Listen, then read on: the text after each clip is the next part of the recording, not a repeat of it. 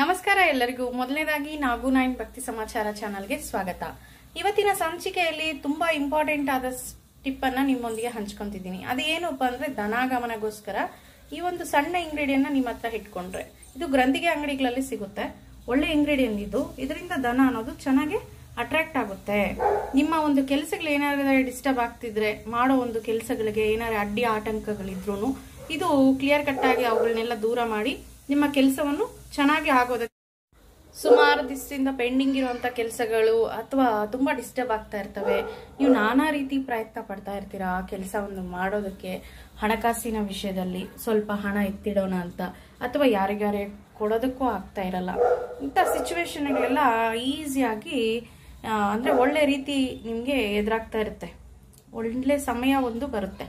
ಇದು ನಿಮ್ಮ ಹತ್ರ ಇಟ್ಕೊಳ್ಳೋದ್ರಿಂದ ಧನಾಕರ್ಷಣೆ ಆಗುತ್ತೆ, ಜನ ಆಕರ್ಷಣೆನೂ ಆಗುತ್ತೆ. ಅಂದ್ರೆ ಒಳ್ಳೆ ರೀತಿಗೆ ಮಾತ್ರ ನೀವೊಂದು ಮಾಡೋ ಕೆಲಸಕ್ಕೆ ಕಸ್ಟಮರ್ಸ್ ಬೇಕಾಗುತ್ತಲ್ಲ, ವ್ಯಾಪಾರ ಆಗ್ಬೋದು, ವ್ಯವಹಾರ ಆಗ್ಬೋದು, ಇಂಥ ವಿಷಯಗಳಿಗೆ ಜನಾಕರ್ಷಣೆ ಅನ್ನೋದು ಸಹ ಆಗುತ್ತೆ ಈ ಒಂದು ಇಂಗ್ರೀಡಿಯೆಂಟ್ ನಿಮ್ಮ ಹತ್ರ ಇದ್ರೆ. ಹಾಗಾಗಿ ಇದನ್ನ ಗ್ರಂಥಿಗೆ ಅಂಗಡಿಗಳಿಂದ ತಂದು ಆದಷ್ಟು ಇವತ್ತೇ ಇದನ್ನ ನಿಮ್ಮ ಹತ್ರ ಇಟ್ಕೊಳ್ಳೋಕೆ ಟ್ರೈ ಮಾಡಿ. ಇದನ್ನ ಒಂದು ಯೆಲ್ಲೋ ಪೇಪರ್ ಅಲ್ಲಿ ಫೋಲ್ಡ್ ಮಾಡಿ ಇಟ್ಕೋಬೇಕು, ಅಥವಾ ಒಂದು ವೈಟ್ ಪೇಪರ್ಗೆ ಅರಿಶಿಣವನ್ನ ಬಳಿದು ಬಿಟ್ಟು ಬೇಕಾದ್ರೆ ಇದನ್ನ ಇಟ್ಕೋಬಹುದು. ಸಿಂಪಲ್ ಇಂಗ್ರೀಡಿಯೆಂಟ್ ಇದು, ತುಂಬಾ ಚಿಕ್ಕದು, ಗ್ರಂಥಿಗೆ ಅಂಗಡಿಗಳಲ್ಲಿ ಸಿಗುವಂತ ಒಂದು ಪದಾರ್ಥ ಇದು.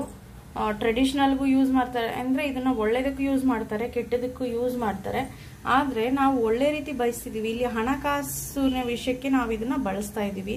ನಮ್ಮ ವಿಷಯದಲ್ಲಿ ಧನಾಗಮನ ಚೆನ್ನಾಗಿ ಆಗ್ಬೇಕು, ಲಕ್ಷ್ಮೀ ಕೃಪೆ ಇರಬೇಕು.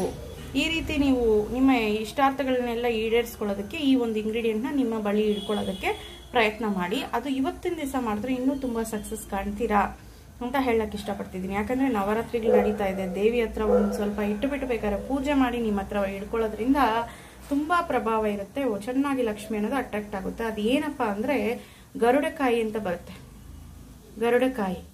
ಗರುಡಕಾಯಿ ಇದು ಗ್ರಂಥಿಗೆ ಅಂಗಡಿಗಳಲ್ಲಿ ಸಿಗುತ್ತೆ.